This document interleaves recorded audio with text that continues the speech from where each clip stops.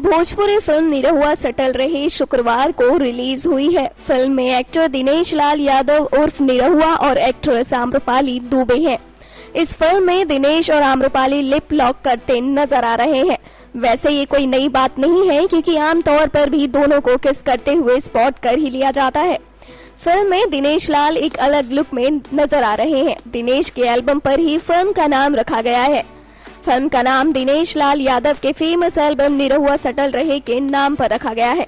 इस एल्बम से ही दिनेश लाल यादव काफी फेमस हुए थे, जिसके बाद फिल्मों में काम करने का मौका मिला।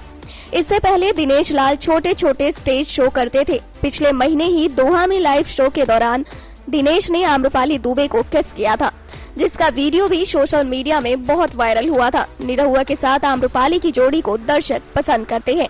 यही कारण रहा है कि दोनों ने एक साथ कई देशों में स्टेज शो किए हैं। एक साथ दोनों ने कई एल्बम में गाना भी गाया है। तो ऐसे ही इनकी जोड़ी बरकरार रहे और ये दोनों जोड़ी मिलकर दर्शकों का मनोरंजन करते रहे। नेक्स्ट 9 न्यूज रूम से ममता की report. Subscribe now to receive new updates, reviews and news.